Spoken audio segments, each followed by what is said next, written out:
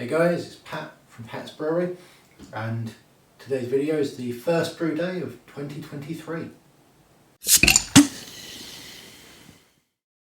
So what was the first beer of 2023 that was brewed at Pat's Brewery? Well, I'll tell you that now. It was a pumpkin spiced coffee porter. Now, if that sounds familiar, you may have seen this beer on the craft beer channel brewed by Johnny Garrett, and yeah, that's exactly what it is. Because back in 2022, when some of my family members said, Pat, what would you like for Christmas? I said, you know what, the Malt Miller do these all grain recipe kits. Pick something off of that and I'll buy those, you know, completely out of my control. You tell me what to brew. And my brother chose this recipe, which I'll be honest is a really good example of where asking other people to pick what you're going to be brewing it's a really good thing, because I don't think I would have chosen this beer. You know, pumpkin spiced coffee. It's not really something that I thought that I'd want to really do. I think I may have called out in the last porter video that everyone's sticking odds and sods in their porters.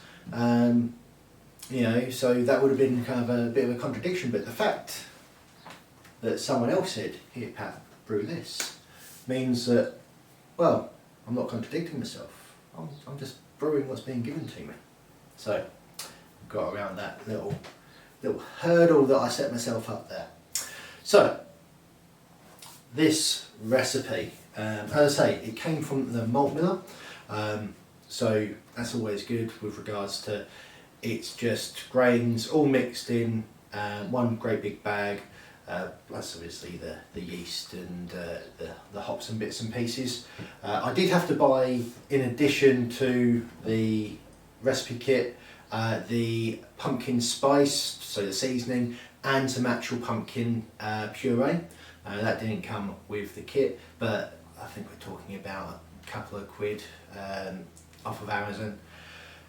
Just to give you a quick rundown of what's included, you've got some biscuit malt, some chocolate malt, dark crystal, Otter, some golden promise. That's the grain bill. The hops are, it's just Magnum. We are using in it some Maltodextrin, so that's an alternate to lactose. So, you know, your vegans can consume Maltodextrin, and also those that are lactose intolerant, I believe. I don't think that I think that's an alternate for that. Now, that's what's in it. Just a bit of a rundown. I'm pretty sure that the Magnum hops was just at, yeah, it's just a 60-minute addition. Oh, what else did go in it? So the pumpkin spice and pumpkin puree. The puree, which was 100 grams, went in with 20 minutes left on the boil, and the pumpkin spice went in at 5 minutes remaining of the boil. 100 grams for the puree and 25 grams for the spice.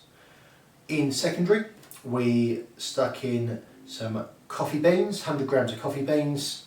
When I say secondary, I mean after fermentation, all contained in the same vessel. That is the recipe.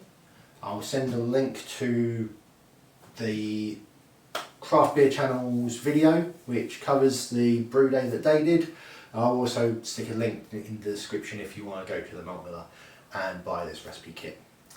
Now, this recipe was designed to be at about 6.6%. Now, because it's all set up for the Malt Miller just to send out in one go, it's not tailored obviously to your own brew house efficiency. I think the brew day actually went pretty good, but I think, if I recall, I went a little bit under with the sparge water, so the sparge went a little bit too quick, so I ended up only with a 6.2% beer. So anyway, let's get ourselves a beer poured.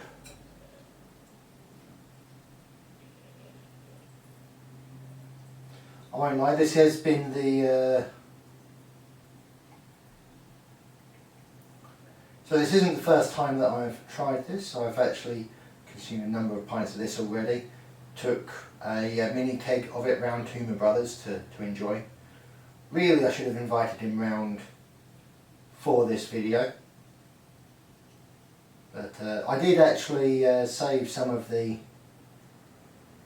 beer into a growler, which I'll keep to one side until October to have around that time, because you know that's when pumpkin's a little bit more in season. But tell you what, seasons shouldn't stop you from drinking a nice beer.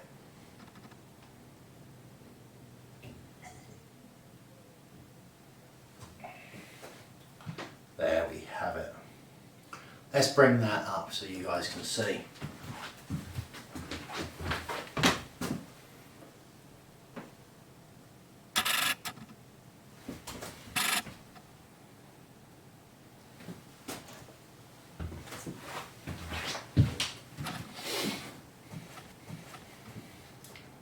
So there's no seeing through that, but you shouldn't really be able to see through a porter anyway.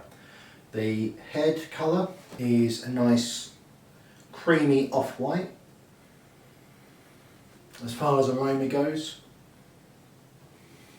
you're getting the kind of the roasted coffee, but also I'd say it's the cinnamon that's from the pumpkin spice.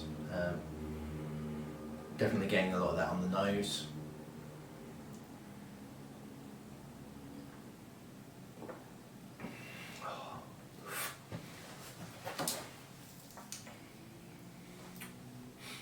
It is a very nice beer. I mean, I know that the first pour I had of this, actually I felt that the spice was a little bit too much. It felt maybe a little bit gritty. I dare say that maybe there was some actual spice that had just sat at the bottom of the keg or something. I don't know if it had been able to get all the way through all the processes, but it just, I don't know, it just felt a little bit maybe claggy or something like that in the first pour. But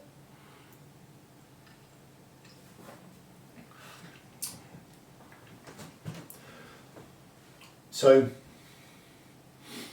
I think this beer's been described as a introduction to pastry stout. I don't know, I don't think it's as rich as it maybe needs to be a pastry stout. I mean, the Maltodextrin, I think we used about 250 grams, maybe 300 grams. I think if we maybe used close to the 500 mark, then that would be really kind of, it'd retain the sweetness a lot more. There is sweetness in this, definitely, but definitely not pastry stout levels. I think the cinnamon, kind of clovey spices that you get from a pumpkin spices,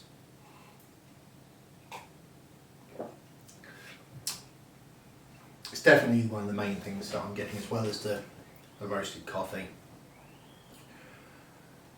With regards to actual pumpkin, because there was real pumpkin in this recipe, remember? I don't think I can really tell. Not that really pumpkins are massively flavourful fruit. Well, not the times that I've tried it anyway. So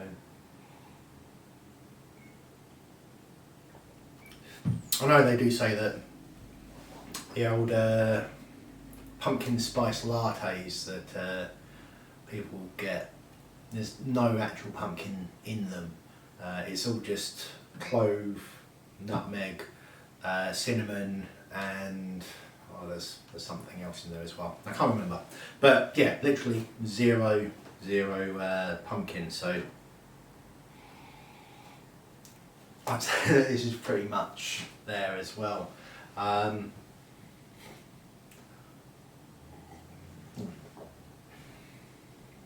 It's perfectly nice. You know, I think really enjoyable beer. I think 6.2% is a good percentage for it.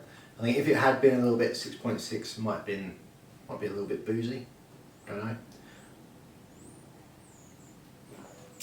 Not great on the head retention, but